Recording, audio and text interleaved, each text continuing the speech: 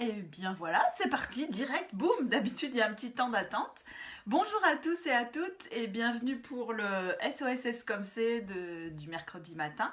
Je suis très contente de vous retrouver, pardon. Comme d'habitude, j'attends un petit peu que tout le monde se connecte. Donc si je baisse les yeux, c'est simplement pour voir si la vidéo est bien en route. Euh, N'hésitez pas évidemment à me dire s'il y a des problèmes de son, d'image et tout ça, tout ça. Donc évidemment, il faut allumer le son. Je vais enlever ma tasse de devant le petit papier. Donc je vous attends pour voir si vous arrivez tranquillement. La semaine dernière, j'ai tiré au sort une question sur le couple. J'ai eu d'autres questions, enfin, des questions qui se sont reposées, qui m'ont été renvoyées de la semaine dernière.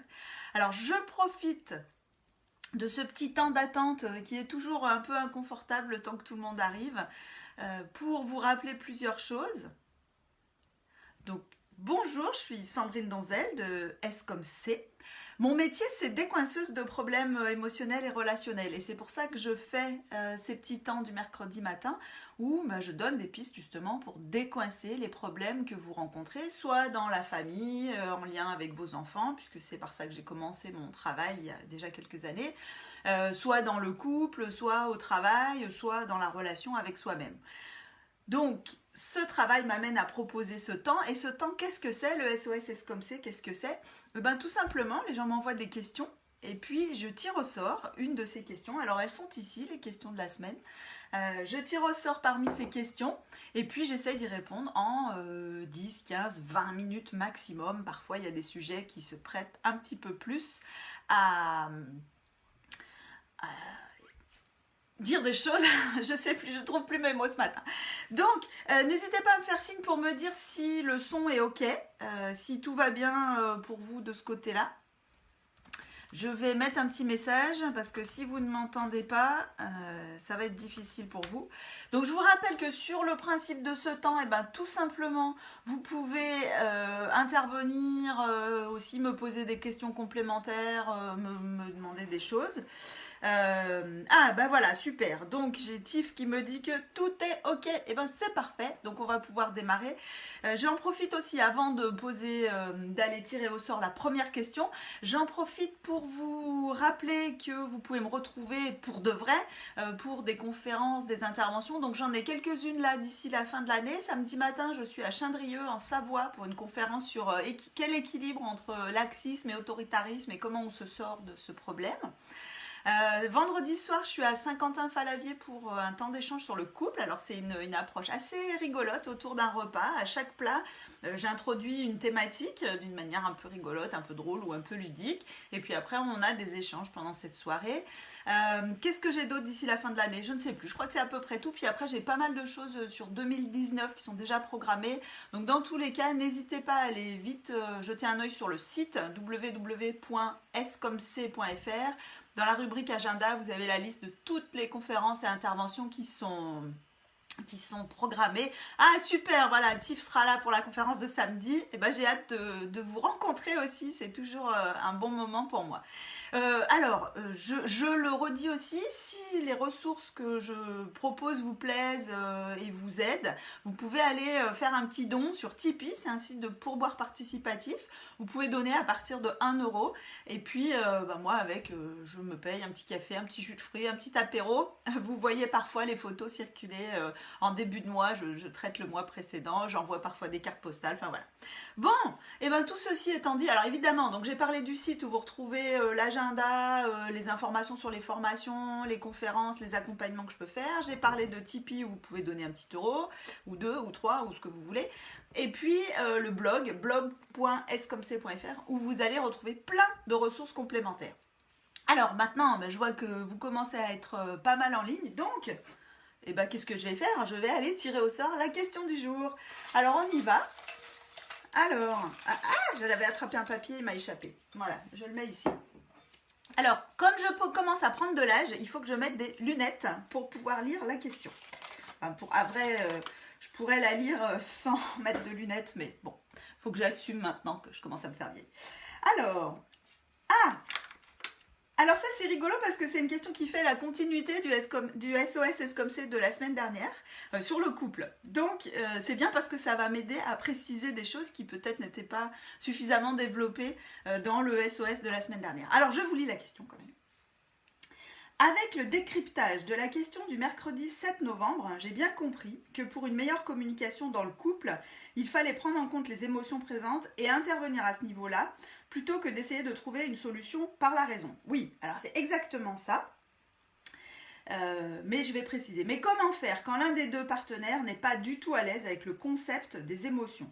Je suis plutôt un volcan émotionnel et n'ai aucun mal à identifier mes émotions. A l'inverse, mon conjoint, lui, ressemble à un tracé émotionnel plat.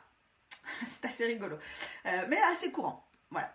Il donne l'impression de ne pas être connecté à ses émotions et même plus encore pour moi, c'est comme s'il ne fallait rien ressentir du tout. Du coup, j'ai parfois l'impression que la discussion s'envenime car il n'est pas du tout connecté à ses émotions et tente à tout prix d'imposer la raison. Pourtant, il en a des émotions car il s'énerve, se met en colère, peut avoir le visage triste, mais il ne parvient pas à les identifier et a vraiment du mal à ressentir ce qui se passe en lui. Alors, comment faire dans cette situation pour intervenir à ce niveau-là et sortir d'un mode de communication basé sur la raison ? Alors, voilà. Super, on va pouvoir approfondir les thématiques de la semaine dernière. C'est la première fois que ça arrive dans ce SOS Escomcé. Il faut que je parle moins vite parce que sinon je bafouille. Et je vais pouvoir vous donner des précisions. Alors, oui, évidemment que votre conjoint, même s'il a l'air froid, et même s'il a un discours ultra rationnel, évidemment que votre conjoint ou votre compagne, ça peut se produire en sens inverse, ressent des émotions. Aucun être humain ne peut survivre s'il ne ressent pas d'émotions. Okay, je parlais il y a quelques jours avec mes enfants des bébés qui naissent avec des problèmes de terminaison nerveuse défectueuse et qui ne sentent pas la douleur. Ces enfants-là meurent assez rapidement parce qu'ils se mettent en danger sans s'en rendre compte, ils se brûlent, ils se cassent des membres, etc. Donc, si on ne ressent pas des émotions, on prend des décisions dangereuses pour nous. Ça, je vous invite à regarder les travaux scientifiques sur le sujet, c'est hyper intéressant. Donc, bien sûr qu'il ressent des émotions. Après, attention à ne pas confondre rationalisation et ne pas ressentir des émotions. On peut, sous le coup d'une émotion et d'un envahissement émotionnel, avoir comme stratégie une tendance à une hyper-rationalisation, devenir de plus en plus froid, essayer de plus en plus de faire appel à la raison et avoir un discours qui en apparence est hyper rationnel, hyper factuel, hyper structuré.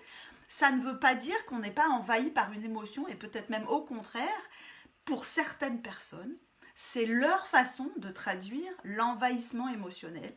Alors, c'est particulièrement vrai, malheureusement, chez les garçons, parce que de façon culturelle, on a tendance à décourager, parfois sans s'en rendre compte, l'expression émotionnelle chez les garçons. Donc voilà, ça peut arriver chez les femmes aussi, hein, bien sûr, attention, je ne fais pas de généralité, ce n'est pas une question biologique, c'est énormément une question d'éducation. Donc c'est pour ça que ça se produit souvent dans cette direction-là.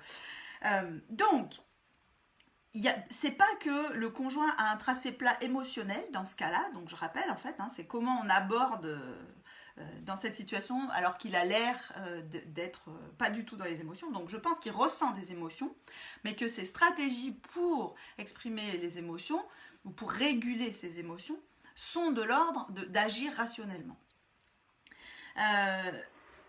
Il y a une chose, ça me fait penser à un accompagnement que j'ai fait récemment où mais c'est assez courant, hein, je reçois un monsieur. En fait, madame souffre énormément de certaines de ses attitudes qu'elle juge vraiment dénigrantes, douloureuses pour elle. Enfin voilà, je ne rentrerai pas dans les détails. Quand je questionne monsieur, en fait, je me rends compte que lui aussi, en fait, il ressent énormément d'émotions et il est capable de dire qu'il est inquiet, voilà, vraiment il a peur et que cette inquiétude l'amène à essayer de trouver des solutions. Donc vous vous souvenez de Mars et Vénus, alors j'aime pas trop cette approche qui est un peu trop catalogante, mais dans cette situation-là, c'est exactement ça, c'est-à-dire qu'il a peur, et quand il a peur, qu'est-ce qu'il fait ? Il cherche des solutions, et il met en place des solutions. Le seul problème, c'est qu'il oublie de vérifier si ça convient à sa femme ou pas. Et donc elle vit comme excessivement blessantes des choses qui avaient pour intention de lui être agréables et de l'aider. Donc déjà, il a appris un tout petit peu plus à moins proposer de solutions, ou en tout cas à vérifier auprès de sa femme si la solution lui convenait. Parce que très souvent, elle est d'accord pour dire qu'au final, la solution était bonne, mais que la façon dont ça a été fait sans lui demander son avis est juste insupportable. Donc ça, c'est la première chose. Attention à ne pas confondre une attitude en apparence rationnelle dans l'action, etc. C'est pas parce qu'on s'énerve pas, c'est pas parce qu'on pleure pas qu'on ne ressent pas d'émotions et qu'on n'est pas capable de les identifier. Alors, je reviens à la dernière partie de la question. La discussion s'envenime car il n'est pas du tout connecté à ses émotions. Attention, je ne suis pas sûre que le lien de cause à effet soit aussi vrai que cela. Peut-être que la discussion s'envenime tout simplement parce qu'il est extrêmement difficile de sentir que quelqu'un essaye de pénétrer notre intimité. Je veux dire, si peut-être vous êtes mal à l'aise avec vos émotions, admettons que ce soit le cas, et que quelqu'un essaye de vous forcer à les exprimer, ça va être quand même voilà, douloureux, difficile, et vous allez probablement essayer de repousser. Ça, c'est la première chose. La deuxième chose, c'est que si vous avez le sentiment que reconnaître que vous avez des émotions d'une certaine manière, ce serait donner raison à l'autre, il se peut là aussi que ce soit difficile. C'est toujours agaçant de reconnaître que l'autre a raison. Toujours. Mais alors, il faut un gros travail sur soi, un travail d'ego pour se dire, après tout, c'est pas un problème. Et on est d'accord qu'au fond, dans un couple, c'est pas un problème de reconnaître que l'autre a raison. Mais quand la situation est un peu dégradée, que les émotions sont un peu montées, bah, ça complique ce travail de dire, ouais, t'as raison. Et d'autant plus, évidemment, si on n'est pas à l'aise avec ça. Donc, attention à ne pas utiliser les émotions pour dire, tu vois, c'est une forme d'explicitation, c'est-à-dire expliquer une attitude par des émotions, c'est aussi une forme d'explicitation, et même si c'est vrai au fond, présenter comme ça peut être très agaçant pour la personne qui l'entend. Là-dessus, je vous renvoie vraiment au livre dont j'ai parlé la semaine dernière, le Corrige-moi si je me trompe de Giorgio Nardone, parce que vous y trouverez des informations extrêmement intéressantes sur ce sujet de la communication dans le couple. C'est un petit livre, il est très rapide à lire, donc vraiment je vous invite à aller le voir. Alors, il ne parvient pas à identifier ses émotions et a vraiment du mal à ressentir ce qui se passe en lui. Alors, ce que j'aimerais, c'est que vous qui m'avez posé cette question, comment pouvez-vous savoir qu'il ne parvient pas à identifier ses émotions ?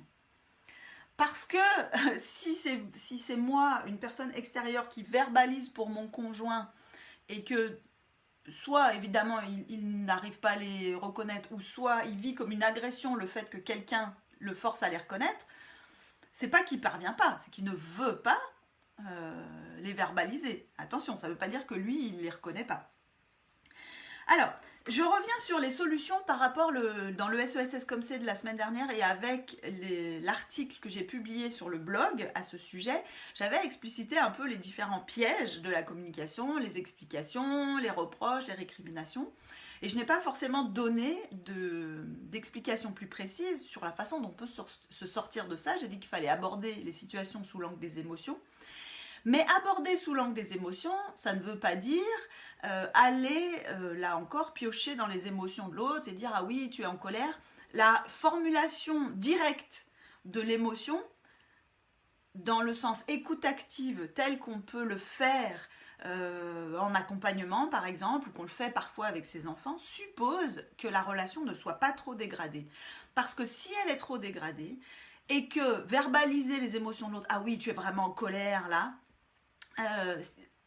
si la relation est dégradée et que l'autre a le sentiment que cette façon de faire, même si on est bien intentionné, vise à montrer que nous on sait faire et pas lui, ou en tout cas qu'il le vit comme ça peut dégrader, aggraver la situation. Donc attention à ça. Nardone propose une approche qui est beaucoup plus humble et qui est une façon d'explorer ensemble le problème. Alors ce que je vais faire, c'est que je vais tout simplement vous lire l'introduction de son livre, celui dont j'ai parlé la semaine dernière, parce que je la trouve extrêmement parlante. Okay ? Donc je reprends mes petites lunettes, je prends le livre que j'ai mis où ? Là. Alors, là. Donc je l'avais remis au même endroit que la dernière fois. Alors, le livre, c'est évidemment « Corrige-moi si je me trompe ». Donc il doit être à l'envers pour vous parce que je filme avec la caméra avant de mon téléphone. Alors, donc le prologue. Voilà ce qu'il raconte, Giorgio Nardone. Imaginez-vous rentrer du travail et retrouver votre partenaire après une dure journée. Il ou elle vous demande alors sur un ton doux et accommodant: est-ce que je peux te poser des questions qui pourraient peut-être t'énerver? Donc vous voyez qu'il y a une position extrêmement humble. À l'évidence, si votre conjoint ou votre compagne vous dit: est-ce que je pourrais poser des questions qui peut-être pourraient t'énerver, il y a peu de chances que votre conjoint ou votre compagne vous dise non. D'accord? Ou peut-être oui, alors est-ce qu'on pourra parler de ça tout à l'heure? Voilà. Le dialogue se poursuit donc. Dernièrement, j'ai eu l'impression que tu ne me prêtais plus autant d'attention qu'avant. Est-ce que ça vient de toi ou ça vient de moi? Alors, cette question donne deux réponses possibles, mais si vous ne voulez pas rompre d'emblée avec votre partenaire, vous répondrez en ces termes. Parce que j'ai des problèmes personnels. Alors, évidemment, là, c'est une hypothèse, mais on pourrait répondre: ça vient de toi, et alors, ah tiens, si la personne répond: bah ça vient de toi, il y a quelque chose que tu fais qui ne va pas, vous allez pouvoir explorer: ah tiens, et est-ce que tu penses que c'est des choses que j'ai fait intentionnellement, qui ne te plaisent pas, ou est-ce que c'est des choses que j'ai faites sans m'en rendre compte? Donc vous voyez que du coup, avec ces questions à double choix, vous pouvez, de façon très humble, toujours permettre à l'autre de sauver la face, de garder son intégrité, on pourrait dire ça comme ça, et en même temps commencer à aller vers des solutions. D'accord? Donc là, c'est toute la première partie où moi je propose ça souvent, de poser des questions comme ça à double choix. D'accord? Alors, donc là, la personne répond: parce que j'ai des problèmes personnels. Mais tu t'es rendu compte que tu es moins tendre à mon égard, ou tu le découvres seulement maintenant que je t'en parle? Alors évidemment, si votre conjoint, votre compagne vous dit ça, si vous ne voulez pas apparaître comme un être totalement insensible, je lis toujours, et effectivement peu attentif, vous n'avez pas le choix. Et ne pouvant opter pour la seconde option, vous devez admettre que vous vous en étiez rendu compte. Alors, on peut aussi dire: je m'en rends compte seulement maintenant. Bah ok, c'est pas grave, on va trouver des solutions. Donc, à ce moment-là, c'est intéressant de faire une reformulation qui ressemble à ça. Corrige-moi si je me trompe. Tu t'es rendu compte dernièrement que tu ne me prêtais plus autant d'attention et que tu n'étais pas aussi tendre qu'avant, mais tu as tellement été pris ou prise par tes propres problèmes que tu n'as pas su faire autrement. Donc vous voyez que l'avantage de cette reformulation, c'est qu'elle permet de ne pas supposer une mauvaise intention et qu'elle permet à l'autre de pouvoir dire: oui, c'est exactement ça. D'accord? Et vous sentez que ce qui se passe ici, au lieu d'être une relation tendue, énervée, etc., ça apaise, on est d'accord, même s'il y a un problème, on est d'accord. Dans une ancienne vie professionnelle, j'ai été acheteuse, et le premier pas pour résoudre un conflit, c'est déjà se mettre d'accord sur le fait qu'on n'est pas d'accord. D'accord? Et chaque accord qu'on obtient, même sur des petites choses aussi anodines que ça, permet d'avancer. Alors je continue ma lecture. Évidemment, après cette déclaration, vous ne pourrez qu'acquiescer et répondre: en effet, c'est exactement comme ça que ça s'est passé. Et alors que vous prononcez ces mots, c'est là que Nardone décrit, vous commencez à vous dire que votre partenaire mériterait effectivement plus d'attention et de gentillesse, d'autant qu'on vous a fait remarquer votre manquement d'une façon si délicate, si agréable, si acceptable, presque agréable. Donc vous voyez que la façon dont vous formulez les choses est extrêmement importante. Bon, alors après, il décrit tout le reste de la conversation et il présente aussi la même situation, mais formulée comme on le fait habituellement. Le début de soirée, après une journée de dur labeur, votre partenaire vient à votre rencontre, se fiche, baisse les yeux, ne prononce pas un mot.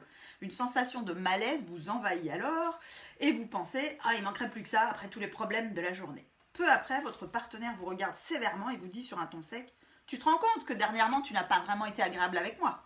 Vous avez l'impression d'être au tribunal. La méthode vous agace, vous avez envie de devenir franchement désagréable ou vous tentez de vous défendre en vous excusant.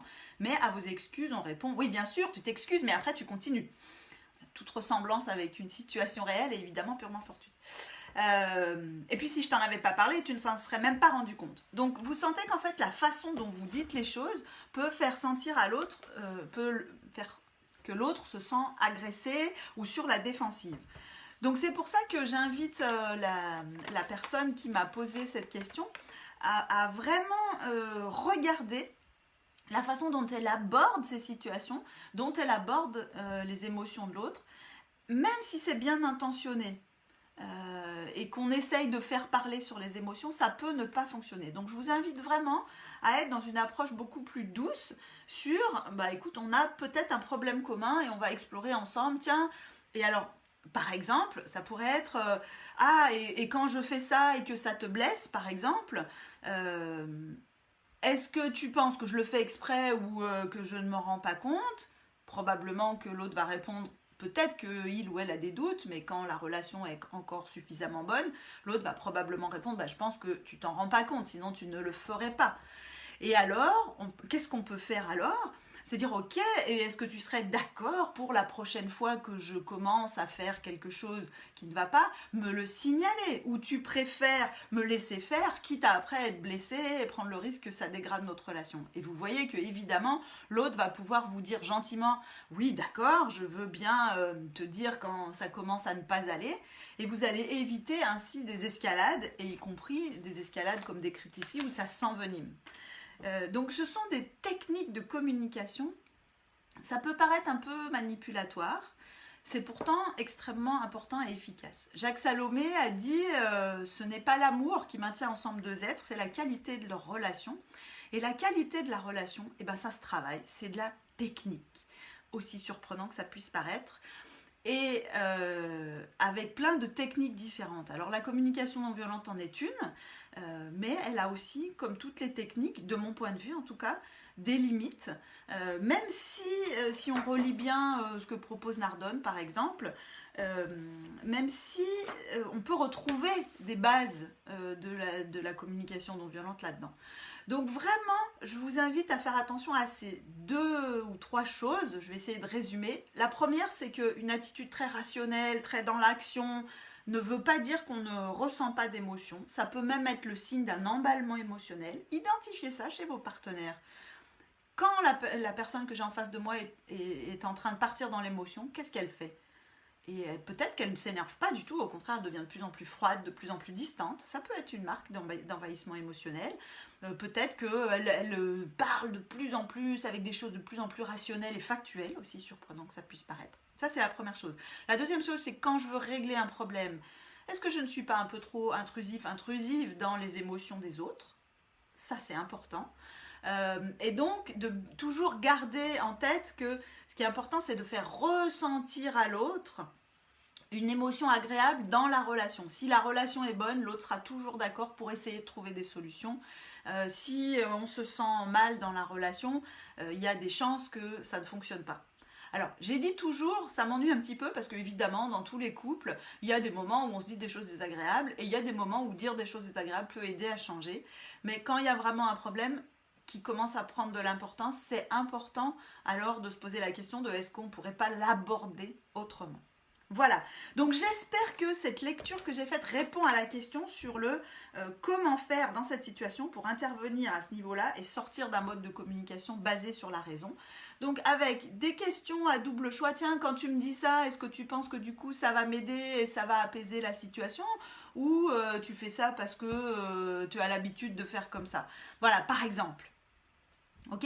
Et puis on va pouvoir du coup après dérouler comme ça les différentes questions. C'est une façon, il ne s'agit pas d'expliciter les émotions et d'agir sur les émotions, il s'agit de faire ressentir à l'autre qu'on a envie de réparer la relation et de faire ressentir à l'autre quelque chose d'agréable. Voilà, j'espère que j'ai répondu à la question, que vous qui avez regardé, ça vous a plu, ça vous a intéressé. N'hésitez pas à me poser des questions complémentaires. J'attends encore quelques minutes parce que, évidemment, avec le temps de décalage, je ne vois pas forcément les questions tout de suite. J'en profite pour vous rappeler la conférence. Alors, l'intervention de jeudi soir sur le couple à Saint-Quentin-Fallavier dans le Nord-Isère. Je ne sais pas s'il reste des places, donc il faut aller voir sur le site www.escomc.fr et puis contacter directement les organisateurs. Samedi matin, la conférence sur autoritarisme, laxisme à Chindrieux, en Savoie, en Chautagne, à 10h. Et puis après, je n'ai plus en tête les différentes interventions. Si, la semaine prochaine, il n'y a pas de SOS comme c'est, puisque je serai à Villefontaine pour un temps d'échange pour les parents, de 9h à 11h. Là aussi, vous pouvez aller voir sur le site. Et puis évidemment, vous pouvez contribuer sur Tipeee si cette vidéo vous a plu. Je mettrai le lien pour les dons dans la description de la vidéo. Vous retrouverez évidemment le replay de cette vidéo sur le blog, blog.escomc.fr, et sur la chaîne YouTube. Vos likes, vos commentaires, vos questions, vos partages sont évidemment les bienvenus. Donc je regarde, pas de nouvelles questions. Donc je vous dis, non pas la semaine prochaine, mais à la semaine suivante, donc au 28 novembre, pour un nouveau SOS SCOMC. D'ici là, pensez bien à m'envoyer vos questions par message privé sur Facebook ou par mail à l'adresse sandrine@escomc.fr et en précisant bien question pour le SOS SCOMC dans l'objet ou dans le message. Merci à tous et à toutes et à dans 15 jours.